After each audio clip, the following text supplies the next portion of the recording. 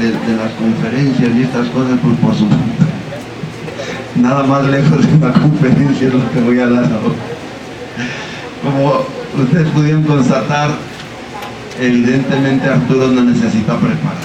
O sea, es un maestro nato y es un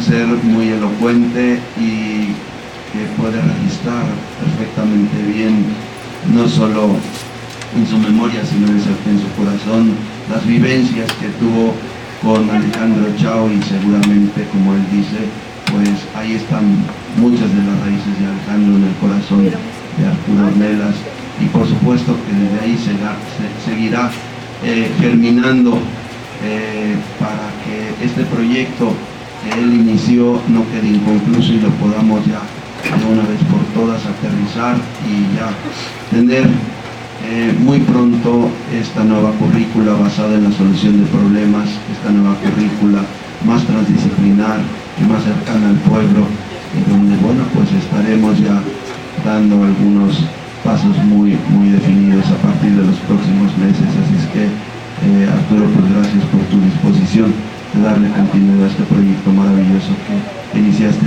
con Alejandro Chao y que espero no lo dejemos inconcluso. Es nuestra voluntad, nuestro interés como universidad que esto lo podamos materializar ya en el corto tiempo. Entonces estaremos trabajando por ello. El tema que nos habían pedido, que al menos nosotros planteamos en un inicio, predictores psicosociales del bienestar en contextos de violencia,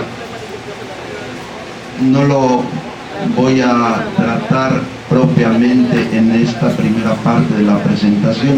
Yo voy a enmarcar en un contexto el trabajo. Posteriormente voy a aproximarme a alguna posible explicación al fenómeno de la violencia y la delincuencia, para que ya después en el panel que vamos a tener estemos en condiciones sí de abordar el tema de los predictores del bienestar con los resultados de un trabajo empírico que realizamos como parte de un equipo de investigación que hemos integrado en la facultad, y ahora, bueno, pues somos parte del centro. Lo que yo voy a plantear tiene que ver con las condiciones estructurales de la violencia en los adolescentes. Y justo a raíz del asesinato de nuestro querido amigo Alejandro Chao, nos dimos a la tarea de organizar una serie de manifestaciones, de diálogos, en fin, una serie de expresiones de repudio, porque nos queda claro que Alejandro era un referente importantísimo y lo seguirá siendo en nuestra universidad y en el contexto estatal. Y de ahí pues escribimos algunos artículos, nada científicos, sí con mucha reflexión, sí con mucho, pues con una visión muy amplia de lo que nosotros estamos tratando de incorporar para comprender este fenómeno. Y bueno, pues nos ha sorprendido que en más de, bueno, en poco menos de unas semanas hemos tenido más de 5 millones de consultas y más de 350 publicaciones de distintos ámbitos nacionales e internacionales. Esto nos hace pensar que muchas veces cuando escribimos artículos, cuando escribimos conferencias magistrales solo para presentarlas entre nosotros los propios psicólogos, en realidad tenemos muy poco impacto en el contexto y muy poca gente nos lee y muy poca gente nos está referenciando. ¿Por qué? Pues porque nos escribimos solamente para nosotros mismos, es como un diálogo de sordos, ¿no? Es para estarnos nosotros y nosotros leyendo, y y le decimos a nuestros alumnos cuando les dirigimos las tesis, mira, ten esto que yo escribí y pon la referencia en tu tesis, y si sacas un artículo, por favor, le hablamos a los amigos, por favor, para que nos citen, para que podamos tener los puntos y podamos llegar al SNI. Y entonces, bueno, pues empezamos nosotros a darnos la manita unos a otros. Oye, pues cita a fulano, por favor, para que, mira, lo puedan meter al SNI porque tiene pocas citas, y por favor, bueno, pues le hablamos a los alumnos de los amigos, oye, ten, ahí te mando, y que nadie compre el libro, pero que todo el mundo lo esté referenciando, ¿no? Lo esté citando y todo. Y entonces, bueno, pues empezamos, y aquí simplemente escribimos con la indignación. O sea, escribimos con la indignación, y tenemos más de 5 millones. En el mejor momento del movimiento por la paz, había cerca de 3 millones de citas. Y en relación con los movimientos de autodefensa de Mireles, había 150 artículos relacionados con las autodefensas de Mireles, y de nuestro movimiento había ya más de 350 artículos que se habían escrito en escasos días. Es decir, muchas veces el trabajo académico se olvida de que hay un contexto allá afuera que está esperando algo de nosotros, y entonces este documento que hemos preparado muy a la carrera, un poquito Elian, María Elena y yo, es el contexto en el cual nosotros tratamos de enmarcar la violencia y la delincuencia, y una posible explicación desde algunas aproximaciones del fenómeno de la exclusión, para desde ahí empezar a identificar el por qué algunos jóvenes que están sumidos en el mundo de la violencia, de la delincuencia organizada, y que nos horroriza porque cada vez lo hacen a más temprana edad y cada vez se vuelven más sanguinarios. ¿Por qué lo hacen? Y tratar de identificar cuáles son esas causas que los llevan, o esos factores que los llevan a involucrarse. Y por supuesto, lo que a nosotros más nos interesa es ver cuáles son los factores de protección, porque no estamos de acuerdo en que se criminalice la pobreza. O sea, nos parece que criminalizar la pobreza igual a delincuencia, implica asumir una posición ideológica y olvidarnos de que la pobreza tiene muchas virtudes, y que en medio de la pobreza hay muchas virtudes. Más bien hay un contexto de la pobreza, un contexto en el cual se dan este tipo de comportamientos, y que también dentro de ese contexto se pueden dar otro tipo de comportamientos. Entonces lo que nosotros buscamos identificar esos factores que hacen que un adolescente se construya un proyecto de vida, tenga satisfacción con la vida, tenga felicidad, tenga esperanza, y pueda construirse un camino de bien, un camino solidario con sus semejantes, y esos factores son los que en ese contexto los vamos a tener, por supuesto, nosotros que potenciar, que desarrollar. ¿Y cuáles son los otros factores que hacen que esos jóvenes no tengan un proyecto de vida, no puedan construirse relaciones solidarias, no tengan felicidad, no tengan esperanza, no tengan satisfacción, y entonces se construyan un proyecto que los va metiendo al mundo de la delincuencia y de la delincuencia organizada?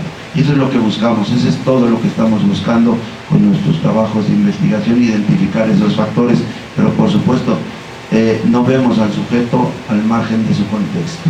Y entonces esto que hemos preparado no es más que unas pinceladas de cómo podemos nosotros ubicar en el contexto a los jóvenes, en qué contexto tenemos que mirar a esos jóvenes, y de luego cómo tratar de explicar un poquito desde el fenómeno de la exclusión lo que está pasando en relación con la violencia y la delincuencia. Así es que voy a presentar yo esta primera parte, y más que presentarla la voy a leer para que no se me vaya el tiempo, y ya en el panel pues presentaremos los resultados relacionados con esos factores que hemos identificado como aquellos predictores que le ayudan a los jóvenes a tener satisfacción, felicidad, esperanza y construirse un proyecto de vida libre de violencia y de delincuencia. Cada año ha aumentado el número de actos delictivos. El miedo y la inseguridad se vuelven parte de la realidad cotidiana en México. El Estado incrementa la policía, las cárceles, las penas a los delincuentes. Sin embargo, esto no disminuye la violencia ni la delincuencia a todos los niveles. Al mismo tiempo, aumentan los problemas más profundos y sustanciales, como la corrupción, que permite ciegamente un nivel de impunidad tan alto que se ve reflejado en la desconfianza de la población para denunciar, para sentir seguridad. Pero sobre todo aumentan las problemáticas psicosociales aún más graves y profundas, como la pobreza, la marginación, la exclusión, la discriminación, la desigualdad y la injusticia social. Todos ellos forman formas de violencia estructural que, a pesar de que han marcado a nuestro país desde épocas de la colonia, se omiten y niegan categóricamente por los gobiernos y por las sociedades mismas que los han normalizado. Galtung, estudioso de la paz y los conflictos sociales, considera que estas formas de violencia estructural son legitimadas por una violencia simbólica, misma que se expresa por diversas formas: lenguaje, educación, ciencia, medios de comunicación, legislaciones, etc. Afirma que esta violencia simbólica cumple además con la función de inhibir o reprimir la respuesta de quienes la sufren. Llega a tal grado que genera justificaciones para que los seres humanos, a diferencia del resto de especies, se destruyan mutuamente e incluso, en algunos casos, sean recompensados por hacerlo. Por ejemplo, reduciendo los salarios y las prestaciones, pero aumentando la eficacia en las empresas. Esta violencia simbólica permea a tal grado nuestra realidad que nos hemos habituado a las condiciones de injusticia al grado de no pensar que éstas se relacionan con la violencia directa de la que somos objeto. Así, la violencia directa, la que es más visible, la que se expresa con actos criminales, es solo la punta del iceberg. Debajo de ella subyace la violencia cultural y estructural. Actualmente en México, más de la mitad de la población total vive en cierto grado de pobreza, asociado a la marginación, desempleo, bajo nivel educativo, entre otros. Según datos del INEGI, en términos absolutos, el mayor número de pobres y marginados viven en zonas urbanas y continúa en aumento. Tan solo del 2005 a 2010 aumentó más del 3% en Cuernavaca y zonas conurbanas. Pueli y Morales afirman que en gran medida se debe a la dramática involución económica del país, consecuencia del neoliberalismo, la corrupción, la violencia sin límites, la descomposición social y la ingobernabilidad.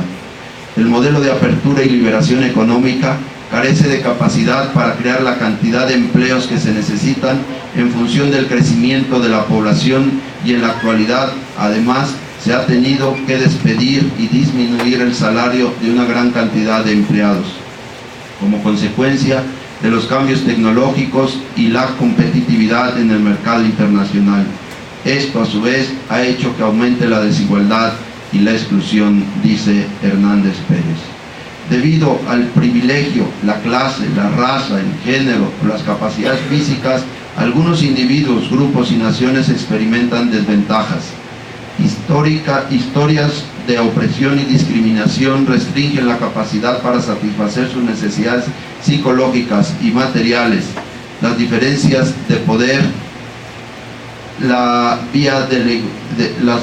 diferencias de poder obstaculizan la vía de la igualdad, la justicia, la imparcialidad y la participación democrática, según Carr y Sloan. Así, la marginación y la pobreza se vuelven ciclos interminables en los cuales la población de bajos recursos se encuentra atrapada, desfavorecida por empleos informales asociados a bajos salarios y falta de seguridad social, que a su vez impide satisfacer no solo las necesidades secundarias, sino las básicas, como acceder a educación y servicios de salud de calidad, al tenor de los altos costos que en muchos servicios son inalcanzables. Además, varios investigadores, entre ellos Algunos muy reconocidos como Martín Baró, Maritza Montero, ya habían observado que la marginación y la pobreza se asocian con una perspectiva de indefensión y de imposibilidad de controlar el entorno o su condición de pobreza y marginación. Las personas con menor dominio del entorno no se sienten capaces de influir en él y por lo tanto se perciben como con menores niveles de satisfacción y bienestar psicológico. Para Blanco y Darío Díaz, otra de las consecuencias de la marginación es el desarrollo de estrategias para afrontar la realidad, que en gran medida gira en torno a altos niveles de incertidumbre, inseguridad, resignación, conformismo y apatía. Las condiciones de la marginación también influyen en la perspectiva de futuro que, según los autores, ha sido negada a muchos jóvenes por las dificultades socioeconómicas de la familia y el país, a quienes se había observado la aceptación de manera pasiva y resignada de un destino aparentemente irremediable, atribuido a una fuerza divina o sobrenatural, entre otros. Posiblemente muchos de los que ven en la delincuencia un modus de vida no se han resignado a la pobreza, pero sí se han habituado a la violencia estructural a la que han vivido, que al volverse inmunes al sufrimiento humano son capaces de acciones atroces contra sus congéneres, bajo un marco de referencia individualista y sin valores. Huele Morales sugiere que las características de la marginación son el hacinamiento, la desorganización social, los elevados niveles de contaminación. En este sentido, el hacinamiento promueve la falta de privacidad y la promiscuidad, que puede conllevar a incrementar la ansiedad y la violencia, tanto intrafamiliar como urbana, aunado a carencias de activos sociales como identidad, arraigo, cohesión comunitaria y familiar, solidaridad y cultura de la participación. También se ha observado que los individuos exhiben fragilidad emocional sobre el control de impulsos, estallidos de cólera, son poco reflexivos, existen altos índices de problemas sociales como alcoholismo, pandillerismo, delincuencia, narcotráfico, en los que fácilmente se involucran los sujetos marginales, nos dice Hueli Morales. Continuando con la reflexión sobre la violencia estructural en contextos populares, observamos que las familias marginadas y pobres no son completamente excluidos de los servicios públicos, como lo son muchas de las familias migrantes o campesinas, pero en general solo tienen accesos a servicios públicos deficientes, que en muchos casos bajan su calidad por alcanzar la cobertura y aún así no llegan a ser insuficientes ni satisfactorios para las demandas sociales. Entre los servicios deficitarios está la educación, los servicios a la salud, espacios recreativos y otros servicios que en las zonas marginadas tienden a ser de menor calidad. La marginación constituye una consecuencia de la evolución de la sociedad y la manifestación de un tejido social dañado, donde los jóvenes son de los grupos más vulnerables y al mismo tiempo son el capital humano del futuro, según la CEPAL. Muchos jóvenes tienen que dejar los estudios y acceder prematuramente al sector laboral para mejorar los ingresos totales de las familias. Sin embargo, solo acceden a una paga mísera y oportunidades muy reducidas, que en algunos casos lleva a migraciones locales y transnacionales, en otros casos a la delincuencia como un camino fácil para cubrir sus necesidades. Ya para Martín Baró, la lucha